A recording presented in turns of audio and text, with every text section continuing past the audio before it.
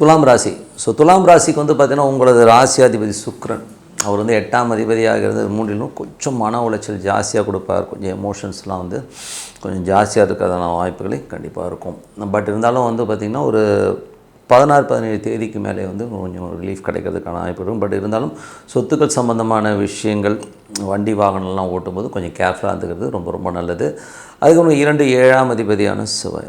7ஆம் அதிபதியான செவ்வாய் வந்து பார்த்திங்கன்னா உங்களுக்கு வந்து 3 இருக்கும்போது முயற்சிகள், திருமணம், சுப நிகழ்ச்சிகள் சம்மந்தமான முயற்சிகள், வியாபாரம் சம்மந்தமான விஷயங்கள், உங்கள் முயற்சியில் பெரிய வெற்றிகள் கிடைக்கிறதுக்கான வாய்ப்பு, புதிய நிலபுலன்கள் வாங்கிறதுக்கான வாய்ப்பு எல்லாமே அற்புதமாக இருக்குங்க. ஸோ இது வந்து பார்த்திங்கன்னா 16-17 தேதிக்கு மேலே நல்ல ஒரு அற்புதமான விஷயங்களை கண்டிப்பாக கொடுத்துரும். ஸோ இது வந்து ரொம்ப நல்ல விஷயங்களாக நடக்க ஆரம்பிக்குங்க.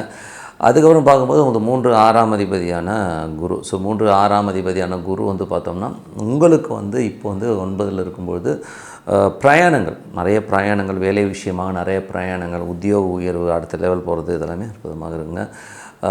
அதுக்கப்புறம் பார்க்கும்போது உங்களுடைய 4ஆம் அதிபதினும் போதே என்ன மாதிரி விஷயங்களை கொடுக்கும் அப்படின்னும்போது 4-5ஆம் அதிபதியான சனி.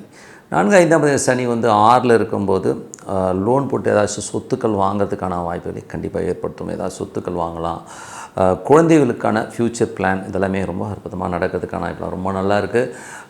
நிறைய பசங்க வந்து அடுத்த ஸ்டேஜுக்கு முன்னேறதை நினச்சி ரொம்ப சந்தோஷப்படுவோம். அதுக்கப்புறம் உங்களுடைய 6ஆம் அதிபதி வந்து உங்களுக்கு வந்து 9ல் இருக்கும்போது வேலை விஷயங்கள், நிறைய பிரயாணங்கள் மேற்கொள்கிறதுக்கான வாய்ப்புகள் இருக்கும். அப்பாவுடைய உடல்நலம் சம்மந்தமான விஷயங்களில் கொஞ்சம் எக்ஸ்பென்ஸ் வரலாம். அப்பாவுக்கும் உங்களுக்கும் தர்க்கங்கள், சண்டைகள் வர்றதுக்கான வாய்ப்புகள் கொஞ்சம் கவனமாக இருந்துக்கிறது ரொம்ப ரொம்ப நல்லது. அதுக்கப்புறம் பார்க்கும்போது 7ஆம் அதிபதியான செவ்வாய். 7ஆம் அதிபதியான செவ்வாய் வந்து உங்களுக்கு வந்து நல்ல விஷயங்கள், நல்ல ஏற்றங்கள், கணவன் மனைவி சேர்ந்து ஏதாச்சும் சொத்துக்களோ வண்டி வாகனங்களோ வாங்கலாங்கிற எண்ணங்களை எல்லாமே ஏற்படுத்தும். ஸோ அதெல்லாமே ரொம்ப நல்லா இருக்குது.